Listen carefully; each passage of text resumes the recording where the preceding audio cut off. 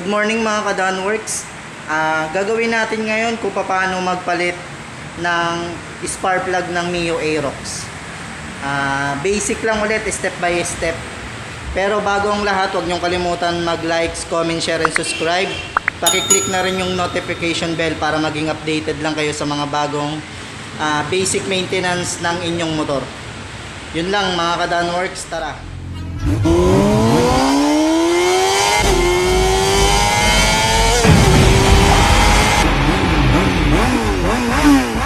Natin mga ka-Donworks, tatlong tornilyo tatanggalin natin. Ang gagamitin nating tools dito, Allen wrench na size 4. Isa, tapos dalawa, then tatlo. Yan, kabuuan yan. Tapos meron siya rin ditong kung tawagin namin dito sa Yamaha rivet. Ito. Okay, sige. Buksan na natin mga ka-Donworks. Yan, step by step to. Bali, napaka basic lang. Ayan. Ayan. Okay, tanggal na. Ang pagtatanggal niya, huwag kayong matakot na hatakin kasi ang clearings naman ni Yamaha makunat to, hindi basta-basta napuputol yung mga clip. Talagang makapit. Ayan. Okay, natanggal na natin. Ito yung loob ng makina. Bali yung spark plug nandun kasi sa pinakadulo pa, kaya tatanggalin pa niya to. Hayaan niya pa. Luluwagan niya pa. Okay, bet. O sige, dudukutin na lang para shortcut na lang natin. Ayun. Ayun.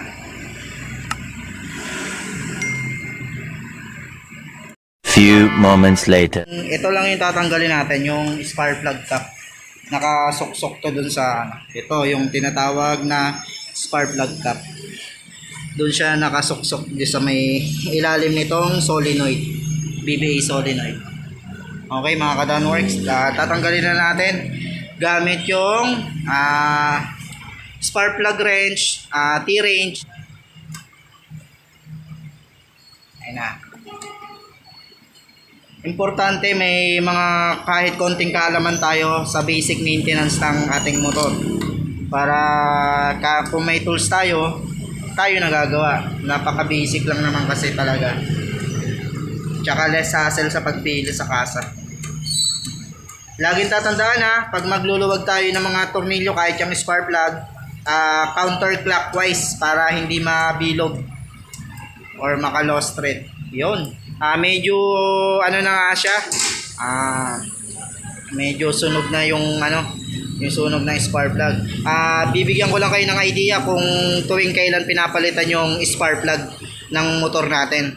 Every 8,000 km yung capacity ng spark plug, pero kadalasan kahit hanggang 10,000 umaabot pwede siya. Okay mga ka-Donworks, papalitan na natin ng bago.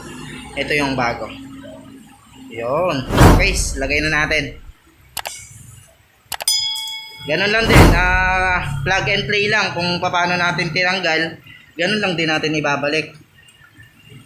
Ang pagbalik naman natin, pag-ikot ng tornilyo ng spark plug, clockwise naman. Okay? Make sure na kailangan nakasalpak ng maayos para hindi ma-lost thread yung sa block or cylinder. Kailangan yung pag-ikot natin ng spark plug maluwag. Kumbaga walang sabit kasi pag matigas yan, possible disalign yan, hindi pantay yun sa thread. Ayun, napaka basic lang mga ka-Donworks. Huwag nyong kalimutan mag-likes, comment, share, and subscribe Paki-suportahan yung channel ko guys. Watch hour na lang yung inahabol natin. Ayun mga ka-Donworks, okay na yung kung paano natin palitan yung spark plug. Napaka basic. Salamat pala kay kasamang Abet ko rito sa Yamaha Tandang Sora. Shoutout Abet.